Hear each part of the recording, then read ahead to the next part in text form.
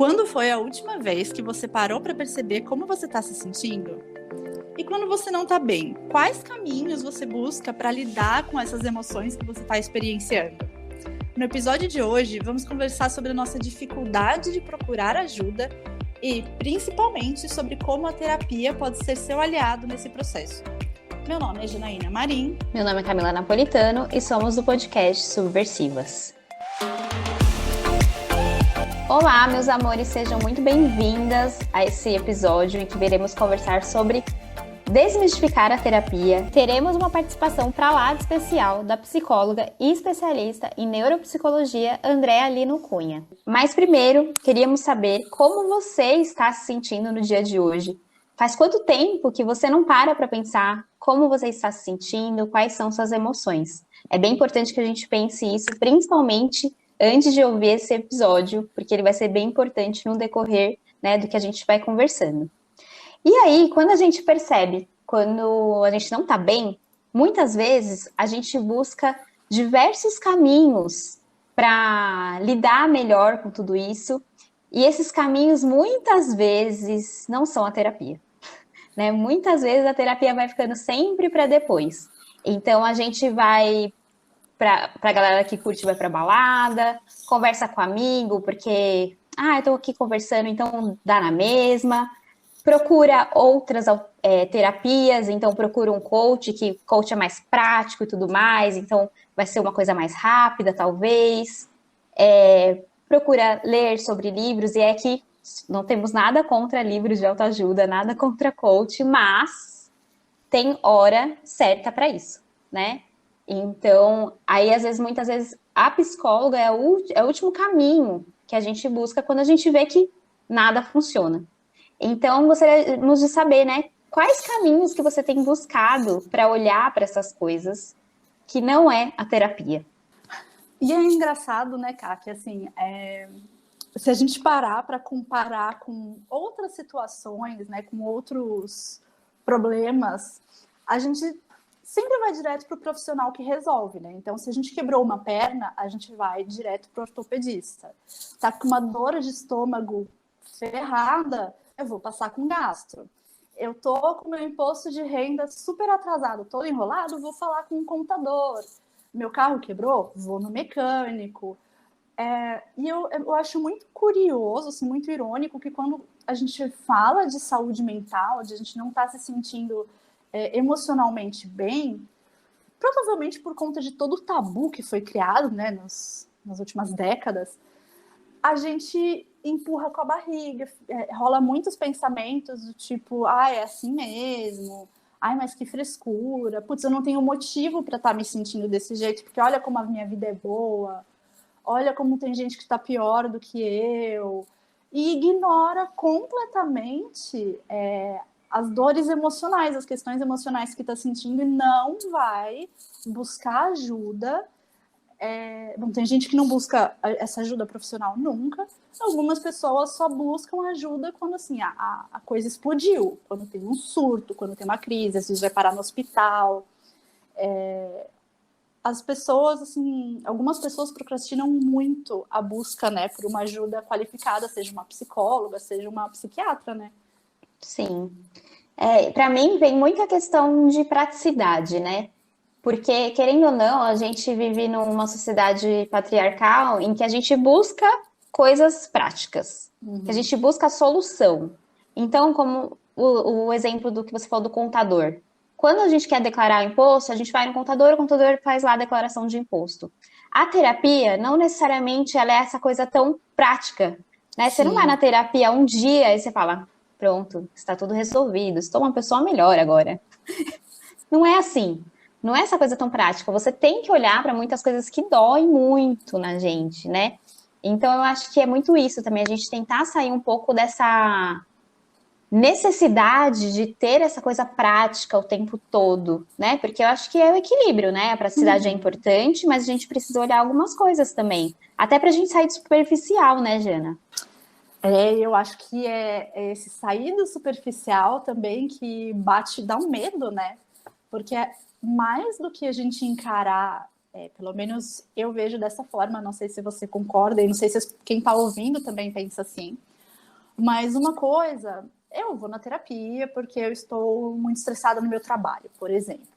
Então, eu vou conversar sobre as questões do meu trabalho, sobre por que eu me estresso, meu medo de mudar de área, meu medo de mudar para outro lugar, coisas assim.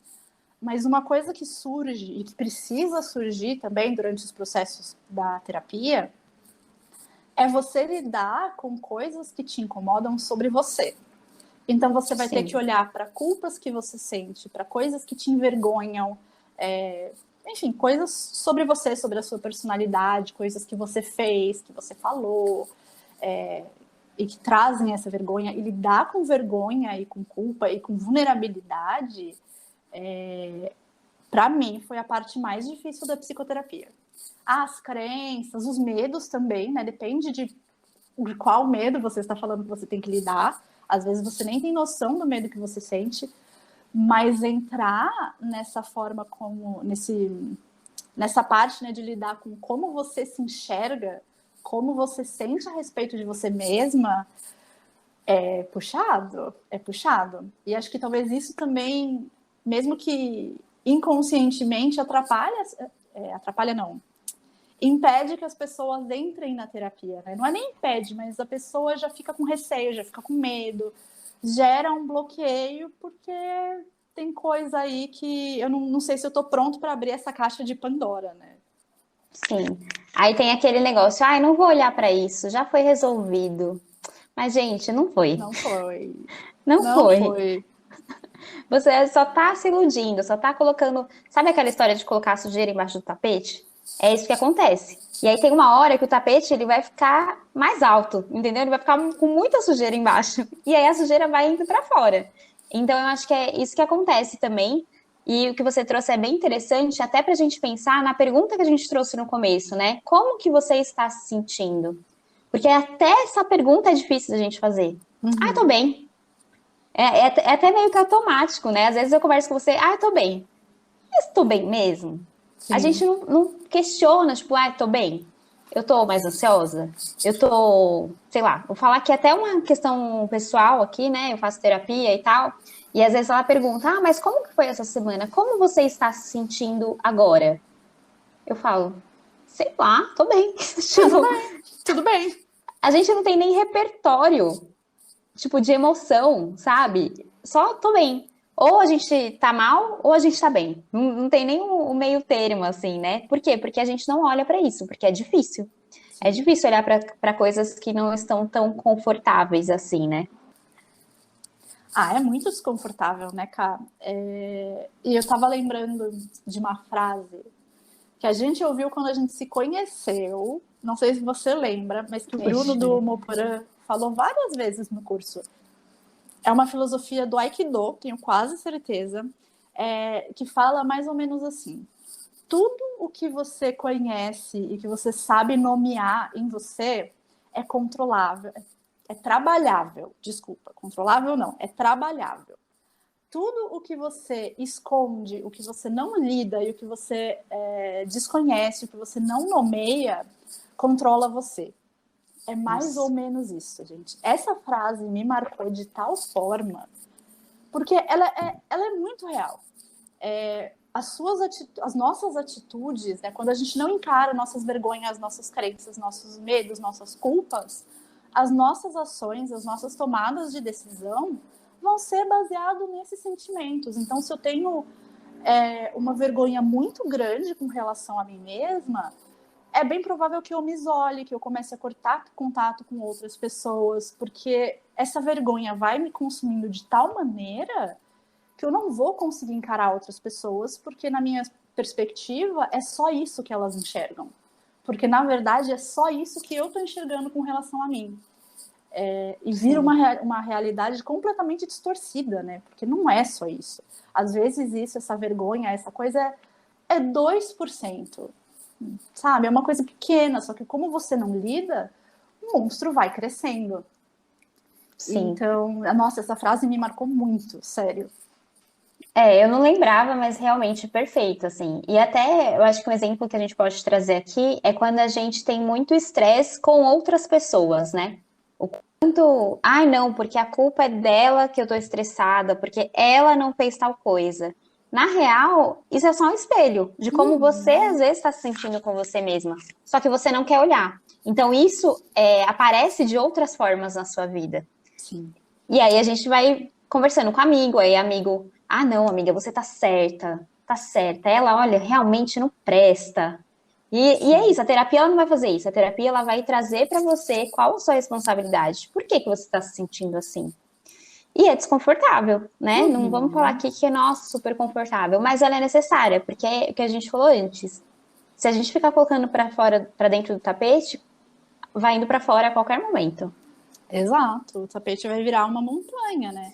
E até Sim, pegando exatamente. esse exemplo que você trouxe, uma coisa que pode surgir com uma terapia, por exemplo, é que você se estressa com outras pessoas porque as pessoas não fazem as coisas que devem fazer do jeito que você acha que devem ser feitas. E aí, na terapia, você vê, tá, então você não consegue controlar como as pessoas fazem o trabalho, desde que esteja sendo bem feito, vai, ok, o resultado é o mesmo. Mas você consegue controlar como que você reage com isso. Ou seja, basicamente isso, assim, para de olhar para o jeito que ela está fazendo, se o resultado está bom, para de olhar para o jeito que ela está fazendo e começa a se controlar e a entender por que você reage dessa forma. E é tão mais fácil você apontar o dedo pro outro, né? Vai, mano, ela Ou é insuportável, ela não faz nada direito, ela é incompetente. Quando, na verdade, assim, talvez existam outras formas de você enxergar a situação e você lidar com isso. além da questão do desconforto, né, de olhar para coisas que a gente não quer, que doem olhar e tudo mais, que trazem essa questão de autorresponsabilidade, que às vezes é mais difícil. Tem as questões de tabu relacionado à psicologia e à psiquiatria. Eu tenho certeza que vocês já ouviram alguém falar que quem vai no psicólogo é doido, quem vai psicologia é coisa de doido, mas às vezes a gente até não ouve, porque a gente está numa bolha, a gente está na bolha do Instagram, em que todo mundo são pessoas informadas e tudo mais, em sua maioria. Mas na verdade não é assim, né? Tem muitas pessoas que ainda pensam desse jeito, ainda pensam que psicologia é desnecessária. Uma coisa que apareceu muito, que ontem eu fiz algumas perguntas no Instagram, pessoas falando que isso não é para mim. Então, aceitou, tipo, isso não é para mim. Então, eu prefiro falar com os meus amigos, prefiro fazer terapias alternativas, porque realmente isso não funciona para mim. Eu acho que assim, pode até ser, mas quais os caminhos que você trilhou para chegar nisso? Né? Você testou algumas psicólogas com abordagens diferentes? Você estava aberto para isso acontecer? Então, eu acredito que existem muitos tabus que nos impedem de procurar essa ajuda que é tão necessária, né, Jana? Você já conhece algum outro tabu que você lembra agora? Ai, cara, pra mim, o que fica mais forte, assim, o que eu mais percebo é isso, tipo, é coisa de gente doida, ou tipo, não, eu tô bem, eu não preciso, não é pra mim. É esses que você trouxe mesmo. Sim. Tanto com a psicologia, e acho que mais ainda com a psiquiatria, né? Porque aí você tomar remédio, não, gente, eu não tô doida. Não Sim. preciso, o quê? Eu vou ficar vou ser internada numa clínica. E assim, eu tinha muito um preconceito com a psiquiatria por conta dos remédios. Então, como que eu enxergava? Com algumas exceções, tá, gente? Não estou generalizando. Mas eu pensava, para quem tem uma ansiedade mais leve, né, alguns transtornos que estejam mais leves mesmo, eu acho que psiquiatria tomar remédio é muito cômodo. Porque aí você vai lá, você toma remédio e você não faz nada, você não passa com terapia, você não vai mudar porque você está tomando remédio. Para mim era uma imagem que me vinha assim de muito confortável para casos e casos, tá, gente? Pelo amor de Deus. Não achava que uma pessoa em estado extremo de depressão aí precisa de remédio, ok. E fora que eu entendia, falar, não, mas aí se começar a tomar remédio, remédio de psiquiatra vicia, você não vai mais conseguir sair.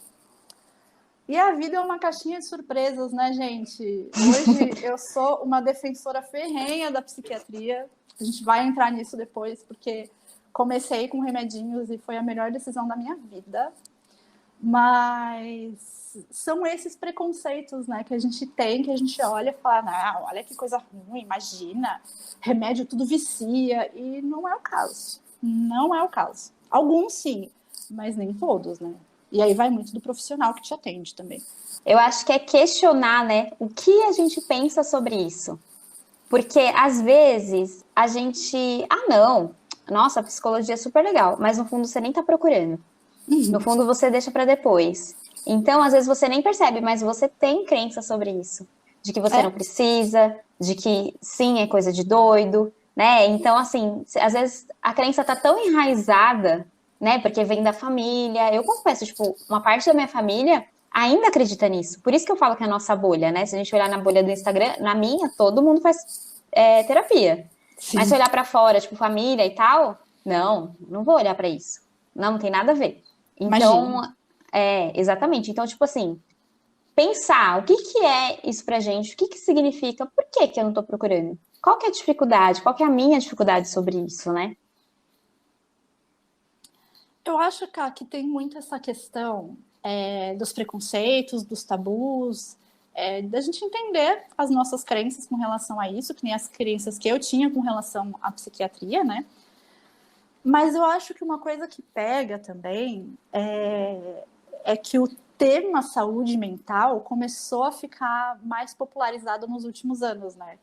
Então, sim, sei lá, na última década que a gente começou a falar mais sobre a importância de você fazer uma psicoterapia, de você tomar remédio se for o caso, de você meditar, não que a meditação não substitui de forma nenhuma, mas pelo menos pode ajudar, enfim, de você cuidar da saúde mental, porque as coisas que a gente sente, existem transtornos que não são físicos, traumas pelos quais a gente passa, às vezes a perda de um ente querido, crises econômicas, então você está o tempo inteiro preocupado com dinheiro, você não tem o que comer, enfim, racismo, outras situações do cotidiano, às vezes uma separação, um divórcio, uma briga, podem causar sequelas emocionais, podem causar gatilhos, podem causar coisas que se você não cuidar, você vai carregar para o resto da vida e podem sim causar transtornos físicos. Imagina que você teve um corte não muito profundo, mas enfim, um pouco profundo no estômago, por exemplo. E você fala, não, tá bom aqui, não tá doendo. Não tem necessidade de cuidar não, né? Com o tempo, você nem põe um band-aid, não lava, não faz nada.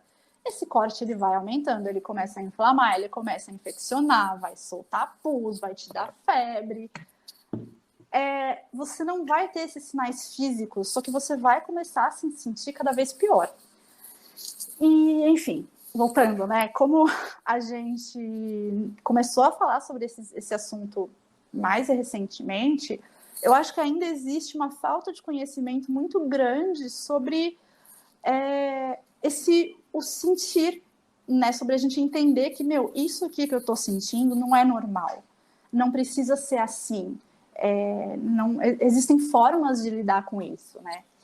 Então, para a gente falar, né, sobre o que é saúde mental, só para a gente dar um contexto, de acordo com a Associação de Psicologia Americana, saúde mental pode ser definida pela forma como pensamentos, sentimentos e comportamentos influenciam diretamente as nossas vidas. E aí, quando a gente fala, né, sobre pensamentos, sentimentos e outros comportamentos que influenciam negativamente a nossa vida e a nossa rotina, isso pode desencadear em transtornos mentais.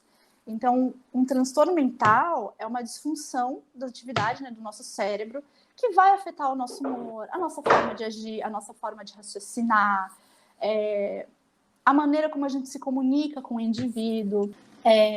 E os tabus, né, com relação a esses transtornos mentais surgiram porque eles não têm sintomas físicos claros, então foram ignorados muitos anos durante a história da medicina, né? Então, só para deixar mais claro, né, vamos dar um exemplo dos tipos mais comuns de transtorno mental. Então, a gente tem o transtorno bipolar, o TDAH, que é o transtorno de déficit de atenção, a esquizofrenia, o TOC, que é o transtorno obsessivo compulsivo, estresse pós-traumático, e os mais comuns, pelo menos aqui no Brasil, que temos também a depressão e a ansiedade. E aí, é interessante a gente conversar principalmente sobre ansiedade e depressão, porque eu acho que, como você falou, né? Como a gente começou a falar sobre saúde mental agora, e vivemos num mundo cada vez mais ansioso, principalmente no nosso país, né? A gente tem muitas pessoas que se dizem ansiosas, né? Então é bem importante a gente olhar para isso e olhar para o que é e tomar cuidado, porque a ansiedade, ela pode ser considerada normal, aqui entre aspas, tá? Tipo, sei lá, no dia a dia, nossa, hoje eu tô um pouco mais ansiosa. Mas, e aí, tipo, você nem liga tanto e tudo mais, mas se você não cuidar, isso pode virar uma doença, porque pode aumentar a frequência, pode vir, como a Jana falou, vir questões físicas mesmo, né? De palpitação, agulhada do peito, dificuldade de respiração. Então, você não prestando atenção nessas coisas, você nem sabe que é ansiedade. Você pensa que é outra coisa. Sim. Eu acho que é muito importante, cara, fazer uma diferenciação maior da questão da ansiedade. Então, por exemplo, tem a ansiedade do dia a dia, que vai, entre aspas, normal. É aquele frio na barriga, sabe? Putz, você vai fazer uma viagem que você tá muito empolgada e aí na véspera você não consegue dormir. É um tipo de ansiedade. Você vai sair, você vai num date com alguém que você tá muito afim e você tá lá muito empolgado. É um tipo de ansiedade. Só que essas são as ansiedades, assim, são as empolgações que a gente sente, né? Aquela coisa gostosa. A ansiedade, clinicamente falando, não é assim, é o oposto disso. Ela pode vir com uma certa frequência, ela pode vir muito forte. Às vezes nem tem gatilho ou causas aparentes, né, que você não percebe. Então, assim, só para listar alguns sintomas, que eu acho importante a gente listar esses sintomas para que as pessoas entendam melhor, principalmente porque algumas coisas, né, alguns sentimentos, eles parecem ser muito comuns, parecem ser muito normais e a gente não entende como um problema, né, que nem você estava falando. Então, assim, você está o tempo inteiro preocupada, tensa, sentindo muito medo, sem a capacidade de relaxar. Aquela sensação contínua, assim, o tempo inteiro de que alguma coisa muito ruim vai acontecer. Então você tá lá vivendo o seu dia normal, você tá trabalhando e vem um frio na espinha falando, cara, tem alguma coisa errada. Eu vou sair de casa e já vem aquela sensação de, putz, na estrada vai acontecer alguma coisa ruim. É ansiedade. Um medo extremo de alguma situação, ou um medo inexplicável. Falta de controle sobre os pensamentos, então estão sempre vindo os que a gente chama de pensamentos intrusivos, né? Coisas que às vezes, tipo, do nada vem um pensamento, algo negativo sobre você, sobre sua vida. Trauma, né? O pavor depois de você passar por algo difícil. Dificuldade de socializar, interagir com pessoas, você se sentir muito mal quando você precisa ir para uma festa, por exemplo. E isso aumentou bastante, né, depois do isolamento da pandemia, porque ficar 2 anos sem interagir pode ser mais difícil mesmo, né, para algumas pessoas. Para mim, por exemplo, está sendo. Dificuldade em assumir coisas novos desafios. Tá sempre muito inquieta, como mexer as pernas o tempo inteiro, ficar cutucando a unha, checar o celular a cada 5 minutos, não conseguir ficar sem fazer nada. Você procrastina demais, você tem baixa autoestima, insegurança alta. E aí os sintomas físicos, né, que nem a Ká comentou também, como falta de ar, taquicardia, a pontada no peito, dor de cabeça, ranger os dentes, dificuldade para dormir, já acordar agitado, sentir dor no estômago, calafrio, tremedeira, enfim, gente. A lista é longa, mas eu achei importante trazer assim, mais detalhada, porque tem muita coisa que a gente acha normal, que a gente acha comum. Eu sou uma pessoa que tem um transtorno de ansiedade, e eu tenho ansiedade desde que eu me conheço por gente, né? Eu lembro de crises de ansiedade que eu tinha quando eu era criança, mas que a gente não entendia como ansiedade. Então, por exemplo, essa sensação contínua de que alguma coisa muito ruim vai acontecer, eu demorei muito para perceber que era questão de ansiedade, porque para mim era uma coisa normal. Eu já sentia a vida inteira. Para mim era uma coisa tipo, normal quanto respirar, sabe? E aí quando você percebe que isso não é normal e que não precisa ser assim, gente, é uma virada de chave, assim, muito importante, sabe? Você perceber que, tipo, nossa, eu consigo viver uma vida sem sentir tudo isso. É, é uma virada de chave, assim, muito, muito, muito grande. E até assim, a importância de conversar com outras pessoas, né, Jana? Porque Uhum. às vezes na sua cabeça, meu, todo mundo passa por isso, porque é normal. E aí, às vezes, até de você conversar com outra pessoa e falar, nossa, mas você não sente isso? Né? E aí você É, percebe que será que é tão normal assim? Será que todo mundo passa por isso? Né? Então, é importante a gente conversar com as pessoas também, né? Por isso que a gente fala tanto da importância da informação mesmo. sim. Eu vejo esses sintomas físicos, pelo menos para mim, assim, quando acontece comigo, como um sinal de alerta. De tipo, porque assim, quando eu tô mais ansiosa, né? Quando a ansiedade tá batendo mais, eu fico com muito mais medo. Muito Sim. mais medo. Eu fico vendo se eu fechei a porta 10 vezes. Eu fico vendo se o fogo tá ligado. Parênteses, porque eu já tive uma questão com fogo aqui em casa. Então, se eu esqueci o fogo ligado. E aí eu percebo que normalmente eu tô mais medrosa, assim, digamos assim, quando eu tô mais ansiosa. Nossa, sim, Então, sim. quando eu me percebo mais na verdade, assim, quando eu percebo que eu estou esse modo, assim, né, de ficar mais atenta, vigilante e tudo mais, eu me percebo mais ansiosa. E aí tem a terapia, né, para me ajudar a entender o porquê que eu tô assim e tudo mais. Mas é o que você falou, não é normal, né? Você ficar Uhum. com esse medo toda hora, ficar checando a porta 10 vezes, enfim, todas essas coisas. Então eu realmente vejo como um sinal de alerta, né? De que Mas, alguma coisa precisa ser olhada ali. sim. E acho curioso, né, você ter comentado isso, Ká, que é um sinal de alerta para mim, porque a ansiedade coloca você num estado de alerta constante. É isso que você falou do medo, né? O sinal de alerta, historicamente falando, né, a gente desenvolveu o medo era um sinal de alerta para a gente se proteger. Então a gente via que tinha alguma coisa diferente, que tinha alguma coisa meio errada, putz, já vinha o medo, eu preciso fazer alguma coisa para resolver isso daí. E a ansiedade deixa a gente em estado de alerta o tempo inteiro, né? Dependendo do nível da ansiedade. Então, é isso que você falou. Você tá mais tensa, você tá preocupada, você tá ansiosa. Cara, eu vou checar a porta, eu vou ver se eu tranquei o portão, enfim, eu vou ver se eu desliguei o gás, Sim. coisas desse tipo, cara, é muito comum. E é importante a percepção dos sintomas de maneira geral, né, Jana? Uhum. Você falou assim muito do balançar a perna. Não é porque você balança a perna que você é uma pessoa que tem ansiedade.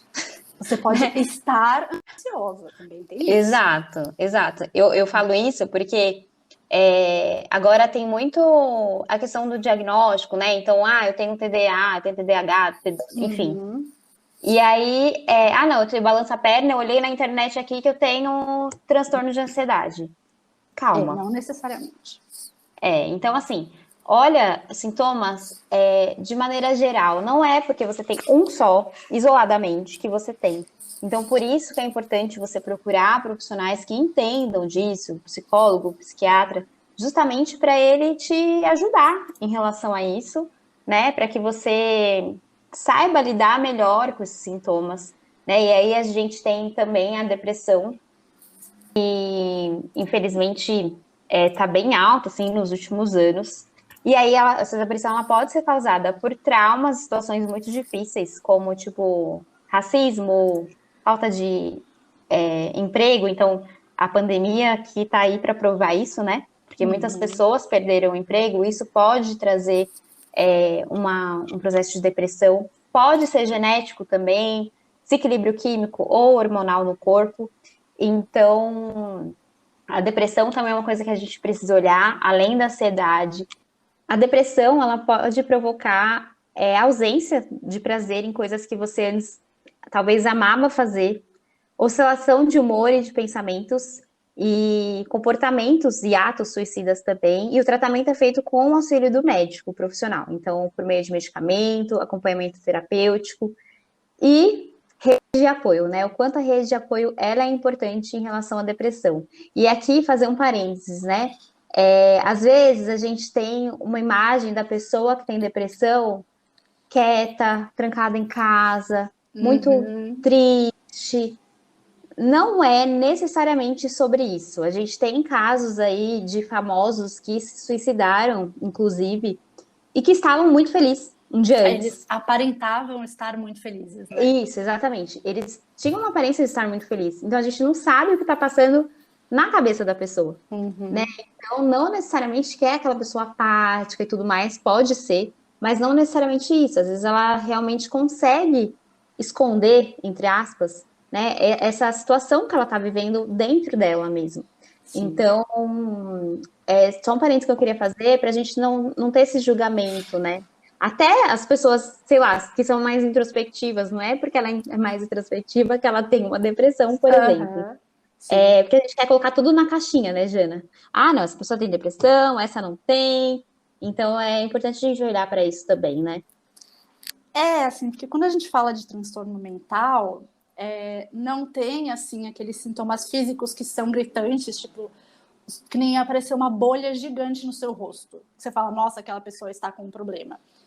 É silencioso, é mais discreto, né? E é até comum as pessoas confundirem depressão com uma tristeza assim, maior. Então, quantas vezes, acho que até você, né, Caio, eu já fiz muito isso, falar, hoje eu tô deprimida. Tô Sim. deprimida hoje, essa semana eu tô meio deprimida, tal. Uma coisa, outra coisa, tá? Normal a gente ficar meio desanimada, ficar meio triste, às vezes até meio sem motivo, sabe? Durante uns dias, tá? Uma semana.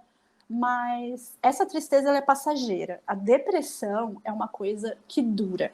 Tudo é mais difícil, tudo é mais incômodo, mais sofrido. Então, né, para trazer alguns sintomas, algumas coisas que podem indicar que a pessoa está sofrendo, né, que você esteja sofrendo de depressão. Presença constante de pensamentos negativos. E assim, é importante dar um parênteses de que a ansiedade costuma andar junto com a depressão. A depressão não necessariamente está junto com a ansiedade, mas a ansiedade está junto com a depressão. Então, irritabilidade, ansiedade, sentimento de angústia, tá sempre cansado, sentir que você precisa de um esforço muito grande para fazer tarefas simples, sentir desinteressado pelas coisas, até coisas que você gostava pra caramba, falta de motivação, apatia. Rolam sentimentos de culpa muito grandes, exatamente por você não estar conseguindo fazer as coisas que antes você fazia. Baixa autoestima, medo, tristeza, desesperança, pessimismo, sensação de inutilidade, perda ou aumento de apetite, insônia ou dormir em excesso, enfim. São muitos os fatores, né? Por isso que a gente fala que precisa ser investigado por um profissional que tenha a capacidade de lidar com essas coisas. Porque uma baixa autoestima, por exemplo, não necessariamente está ligada com ansiedade e depressão. Mas ansiedade, depressão e outros transtornos mentais podem trazer a baixa autoestima. Então, né, tem tudo isso. E no desenvolvimento, né, tanto da ansiedade, mas principalmente da depressão, tem muitos fatores, que até a Ká comentou alguns agora há pouco, né, mas que contribuem, além disso, que contribuem para o desenvolvimento da depressão. Então, pode ser histórico familiar, genética, você pode ter outros transtornos psiquiátricos, né, como TDAH, por exemplo, estresse crônico, disfunção hormonal, às vezes, para mulheres que tomam anticoncepcional, existem pílulas que podem causar depressão, existem remédios que podem causar depressão, vícios, doenças, aparecimento de doenças crônicas que você vai ter que lidar, separação, luto, enfim. Transtornos mentais, eu acho que eles são muito complexos para colocar nessas caixinhas que a gente fala, né, cara? Não dá para, tipo, é isso, pronto, e acabou. São coisas que precisam ser investigadas com muito carinho, né? Sim. E até mais importante até do que colocar nessa caixinha é justamente, né, ter o acompanhamento de um psicólogo e de um psiquiatra para você aprender a lidar com algumas coisas, né?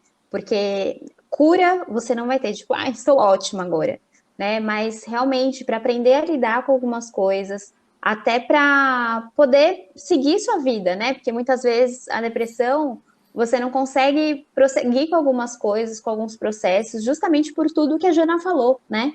Então, é importante, né? Claro que o diagnóstico ele é super importante, mas é importante que você tenha esse acompanhamento justamente também para você não seguir sozinha, porque você não Sim. precisa passar por tudo isso sozinha. Né? E a Jana até comentou em algum momento, né, do quanto às vezes a gente acha que é normal eu sentir isso, e aí a gente vai internalizando, né, vivendo só com a gente mesmo, né? Ninguém sabe que a gente está passando por aquilo. Então, como conversar com outras pessoas, principalmente aqui, né, os profissionais, é importante para que a gente passe por esse processo mesmo, né? Sim. E aí, gente, vamos diferenciar um pouquinho, né? Acho que todo mundo sabe a diferença entre um psicólogo e um psiquiatra e quando que a gente vai saber que é necessário você ir para um psiquiatra além de um psicólogo, porque isso é importante, tá, gente? Que é o que eu falei. Não adianta você passar só com um psiquiatra sem tratar as questões emocionais com um psicólogo.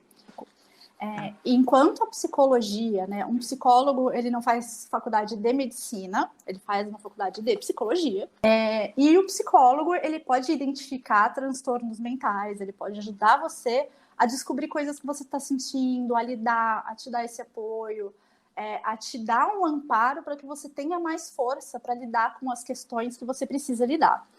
Enquanto um psiquiatra faz faculdade de medicina, então tem 5 anos de medicina, mais o tempo de especialização, um psiquiatra ele é apto para fazer alguns diagnósticos de transtornos mentais mais precisos e de fazer a indicação de medicamentos, pedir exames, né, complementares que podem ajudar na avaliação de transtornos psiquiátricos.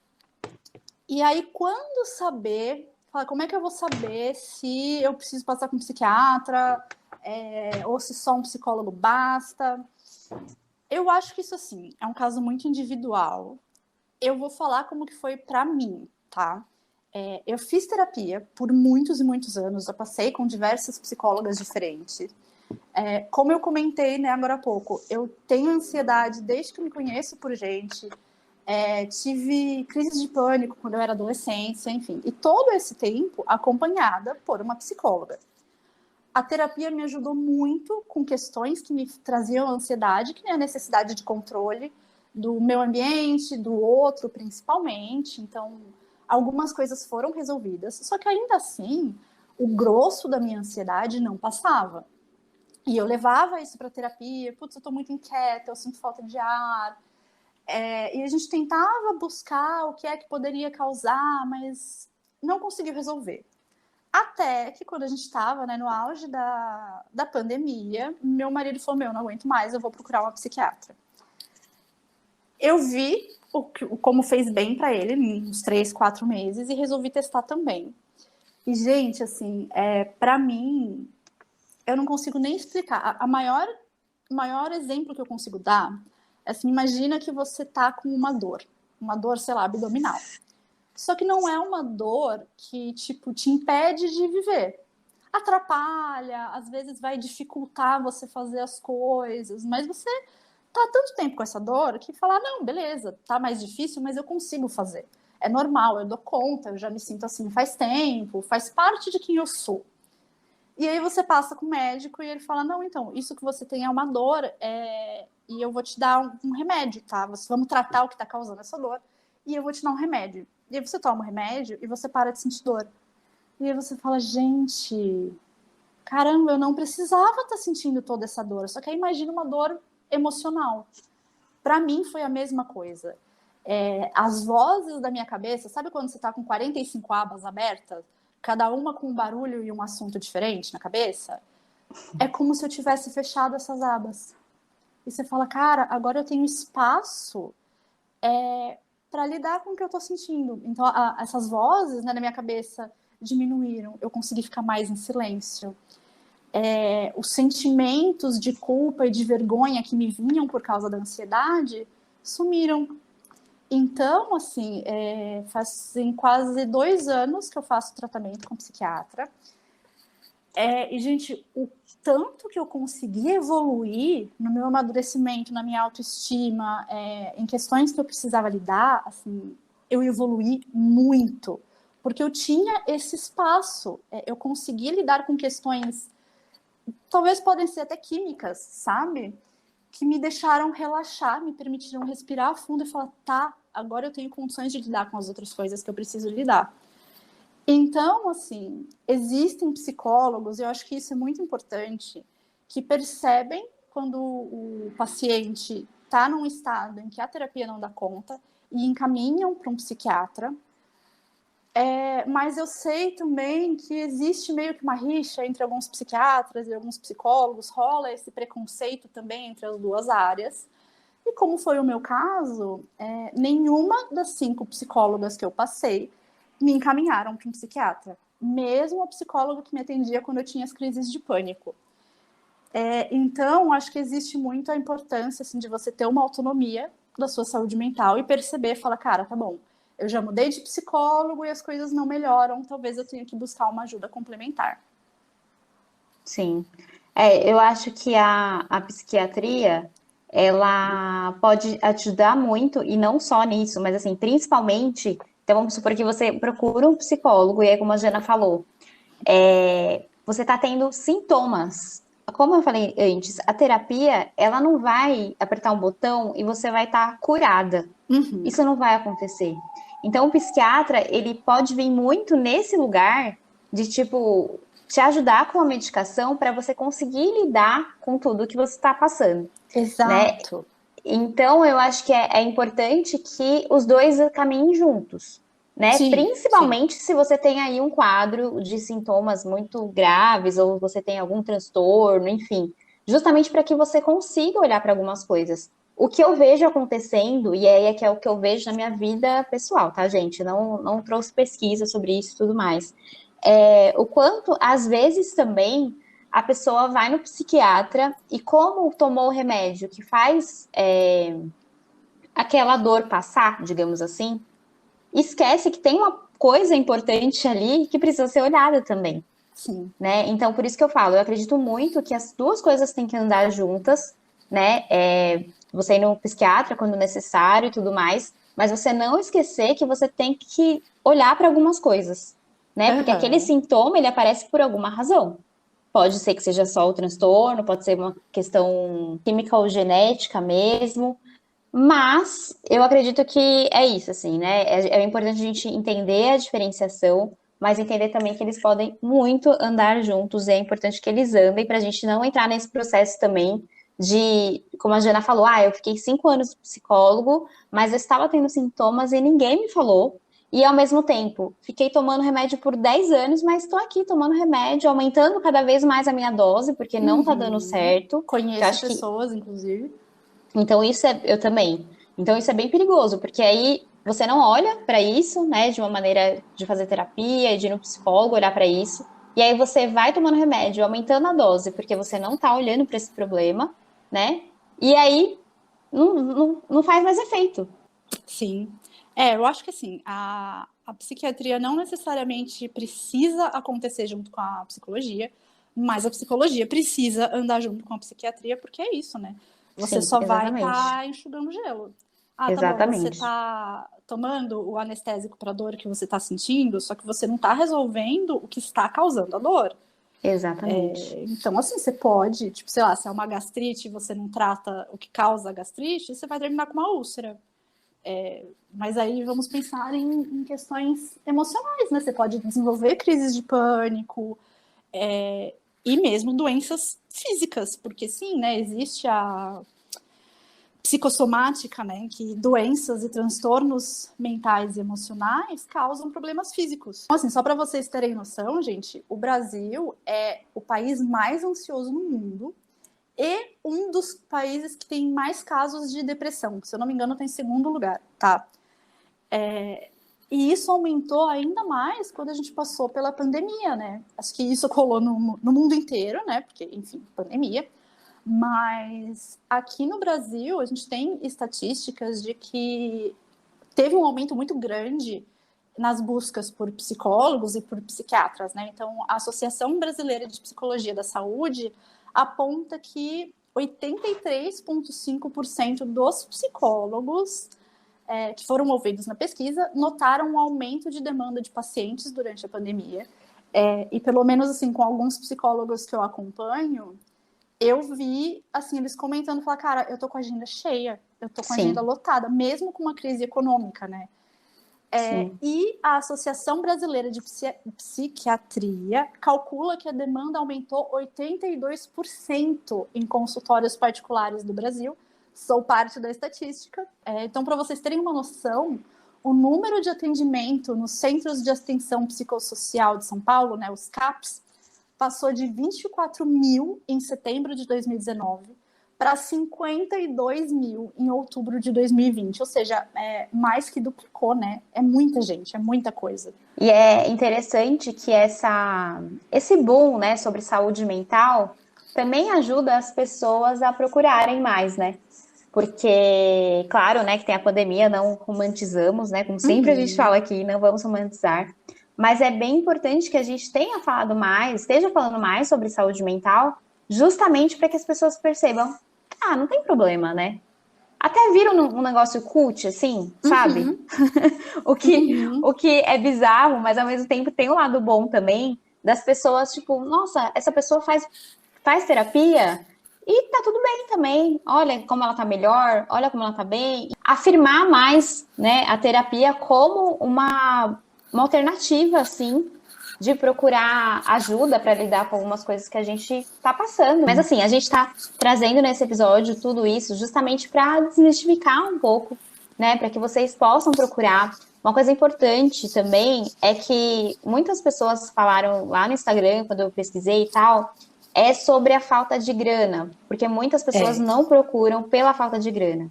A gente sabe que, infelizmente, ainda mais questão de crise, pandemia e tudo mais, muita gente não tem condições de procurar terapia. Mas temos aí faculdades, até o SUS mesmo, tem alguns projetos em que você consegue gratuitamente. Então, eu sei que aí você entra naquela questão, né? Mas já dá uma preguiça, a gente começa a procrastinar e tudo mais. Mas tem alternativas para você lidar com isso. Né? E aí, desculpa te cortar, amiga, acho que a gente entra na crença também, pelo menos algumas pessoas eu já vi, de que se é gratuito, então o profissional não deve ser muito bom. Sim. Né? E aí, ok, se a gente está falando, por exemplo, das faculdades, beleza, você está passando com alguém que está em treinamento. Mas, mesmo que não seja um profissional expert maravilhoso, super ferrado, que cobra uma fortuna, puta, gente, se você não tem condições de pagar, não custa tentar, não custa ir conhecer aquele profissional e você já ser ajudado de alguma forma. E digo mais aqui, né, gente, como estudante de psicologia, né, em breve também estarei nessa posição que a Diana está falando. Essas pessoas recebem supervisão. Sim. Então, elas não fazem nada que elas não podem fazer. Né? Elas têm uma supervisão muito de perto. A questão do SUS, são pessoas muito qualificadas para fazer esse trabalho. Né? Às vezes pode ter até questão de tempo e tal, que eu não sei como está funcionando hoje no SUS, mas eu conheço pessoas que passam e super funciona. Então, assim, tem algumas alternativas. Quem conseguir pagar clínica particular, ótimo, né? Porque até descarrega um pouco o SUS, né? Mas assim, tem outras alternativas. E aí, gente, acho legal mencionar também, mesmo para quem tem condições de pagar um convênio, qualquer convênio, em julho, a Agência Nacional de Saúde, a ANS, aprovou o fim da limitação do número de consultas e sessões com psicólogos e alguns outros profissionais, mas principalmente com psicólogos. Antes, você tinha o limite de 40 sessões por ano para alguns diagnósticos, como o transtorno alimentar, e a partir de agora, você não tem, assim, você tem um encaminhamento médico, sei lá, de um cardiologista, por exemplo, para fazer terapia, o convênio ele é obrigado a bancar, né, dentro dos psicólogos que atendem esse convênio, ou então eles podem fazer o reembolso. Mas o reembolso aí já não é 100%, enfim. Mas existem opções. Então, se você paga o convênio, por exemplo, e não tem condições de pagar um psicólogo particular, você tem essa outra opção também. E aí, gente, a gente fala aqui no podcast, né, pauta, nossa conversa é muito direcionada a mulheres, até porque mulheres são o grosso do nosso público, mas também temos homens que nos escutam, então sintam-se acolhidos. E aí, gente, a gente precisa conversar porque existe um tabu muito maior com relação aos homens e à terapia, né? Sempre teve. Eu vejo muito mais mulheres, pelo menos na minha bolha, que fazem terapia do que homens. E até na faculdade, né, cara? Meu marido, ele é formado em psicologia e ele era um dos únicos 3 homens da sala, numa sala de 100 alunos. Acho que com você também, né, Cá? Na sala acho que tem 110 pessoas por ali e acho que tem uns 4 homens. Então, existe um tabu muito grande, né? Então, de acordo com um levantamento feito pela Televita, que é uma clínica digital de saúde mental, em 2021, as mulheres buscam terapia 3 vezes mais que os homens. É muita diferença e a gente sabe o quanto os homens vocês homens são afetados pela questão do machismo, só que de um outro lado, né, da masculinidade tóxica, com todas as questões que vocês têm que lidar no dia a dia.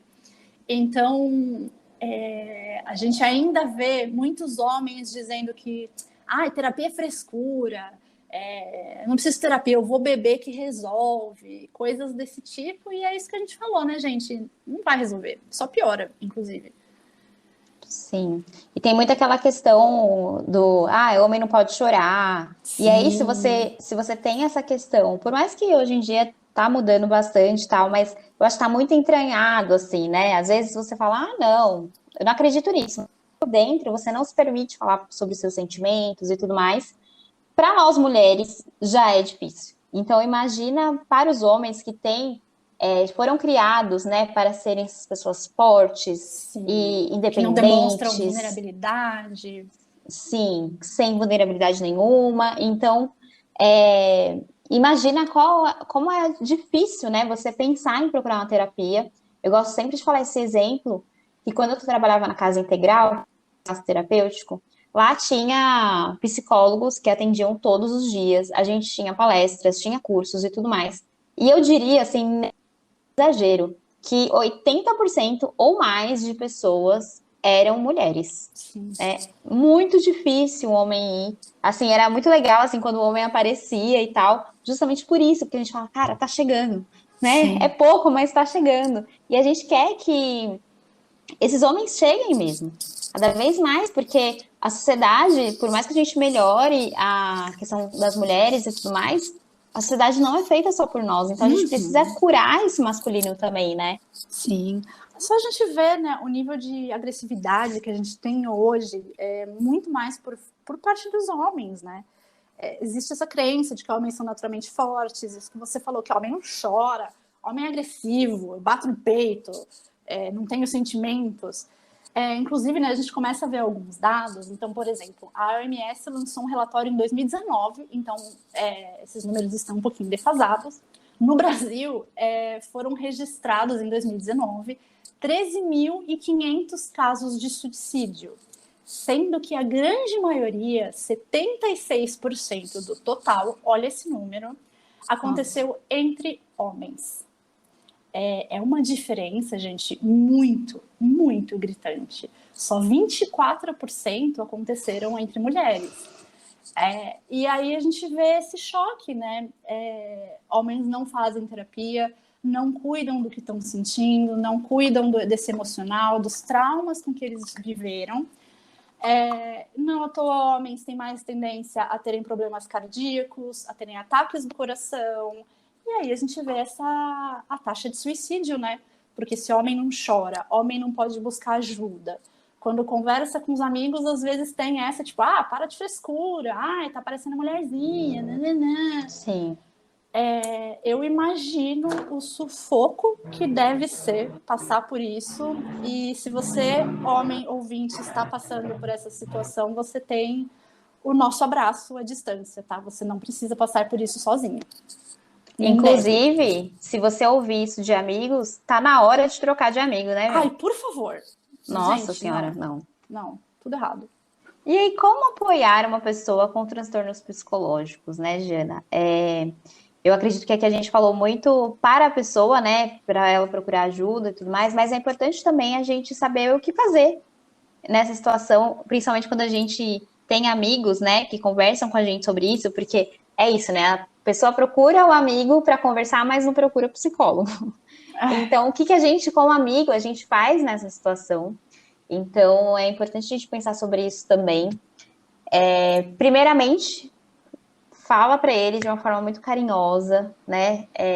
Depois de uma escutativa, claro, de procurar um psicólogo, né? Sim. De procurar ajuda profissional mesmo, né? Com jeitinho e tudo mais. Eu acho que nós, como amigas, a gente conhece os nossos amigos, então sabe o que, que ele pensa e tudo mais, então tem um jeitinho ali de falar e tudo mais. Então, eu acho que isso seria a primeira coisa que eu falaria, né? Com cuidado, né? Com escuta ativa e tudo mais, dar essa sugestão para a pessoa, inclusive se ela não estiver tão bem, que talvez ela esteja num processo de depressão, por exemplo, que ela não tenha nem forças para fazer nada, né? Sim. Então, por que não você pesquisar, né? Esse terapeuta, eu já fiz isso várias vezes para amigas e tal. Tem grupos no Facebook, inclusive, que você consegue achar esses profissionais.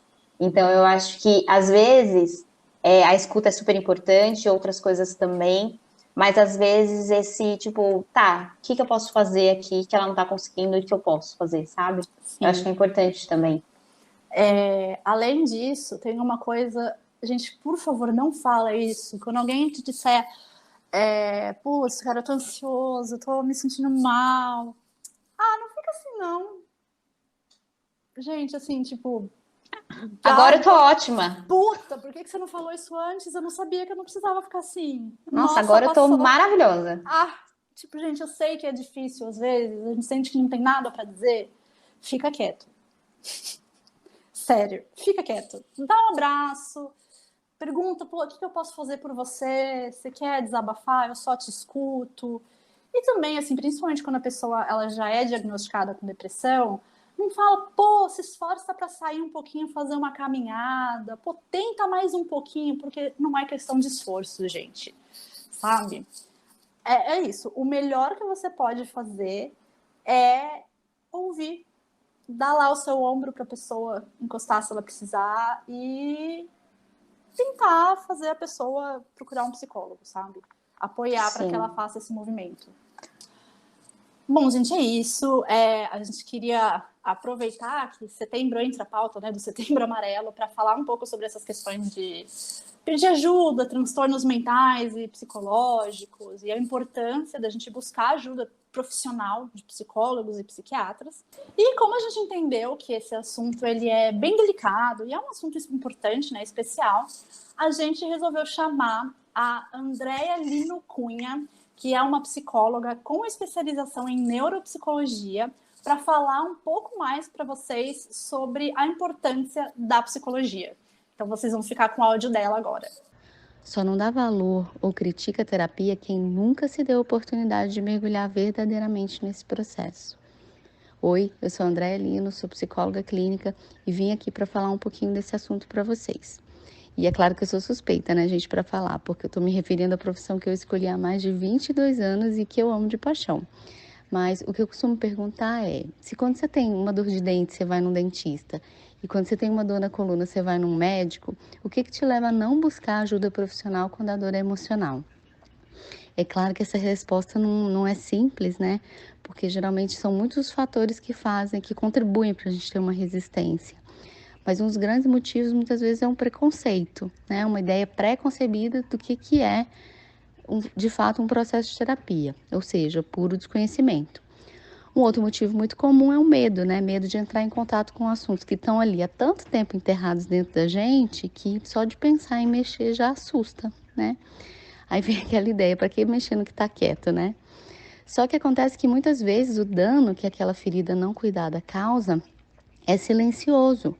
Nem sempre esse dano vai incapacitar a gente de ir tocando a vida. Mas aí vão acontecendo processos silenciosos, que se arrastam às vezes ao longo de toda uma vida e só vão aparecer na superfície um tempo depois. Muitas vezes em forma de sintomas, né? e que, se não forem ouvidos, podem levar a diversos tipos de doenças. A depressão, por exemplo, é uma delas. Mas a gente não está falando só de doenças psiquiátricas, né? A gente também pode desencadear uma série de outros tipos de doenças. Tem também um outro medo muito comum, né, nesses tabus sobre terapia, que é do julgamento, né? O que será que a psicóloga vai pensar de mim? Ainda tem pessoas que dizem assim, quem nunca ouviu, né? Eu já sei quais são meus problemas, não preciso pagar alguém para me dizer isso, né? Mas quem é que disse que a função do psicólogo é sair apontando problemas? Gente, nós não somos juízes, tá? Nosso papel é, através do vínculo terapêutico que se forma, ajudar a pessoa a ampliar a sua percepção e consciência sobre si mesma, para aí sim a própria pessoa fazer as mudanças que ela quiser e conseguir fazer. Nosso papel não é curar, é cuidar. E aí você, se sentindo cuidada, vai fazer o seu próprio processo de cura. Porque, afinal de contas, a gente sobreviver num mundo que vai se mostrando cada vez mais doente não é uma tarefa heróica que a gente tem que se orgulhar de dizer que a gente está conseguindo sobreviver de uma forma autossuficiente. A gente precisa uns dos outros para nos enxergar melhor e para nos fortalecer como seres de relação que nós somos, né? Gente, nós somos o mundo e o mundo somos nós. O seu corpo está no mundo e o mundo todo está no seu corpo, em forma de crenças, de valores, de medos, de preconceitos, mas também de possibilidades infinitas. Enquanto a gente continuar olhando para fora, criticando tudo que está no nosso entorno, sem verdadeiramente acolher tudo de humano que há em nós, nós vamos continuar nos distanciando da nossa verdadeira luz e de fazermos e co-criarmos um mundo melhor. Parece meio pretensioso, né? Eu dizer que a terapia tem o poder de transformar o mundo, mas é isso mesmo. Se a mudança do mundo começa em nós, como dizia o Gandhi, qual que é a sua parcela de responsabilidade pela transformação dentro daquilo que você alcança, que é o seu próprio comportamento? Um beijo. Então é isso. Queríamos agradecer muito à psicóloga Andréa por participar aqui do nosso podcast. Muito obrigada para quem está nos ouvindo. Compartilhem com outras pessoas, porque essa mensagem é bem importante que esteja sendo repassada. E avaliem aqui o nosso canal. Muito obrigada e até a próxima. Obrigada, Andréa. Obrigada, gente. E até semana que vem.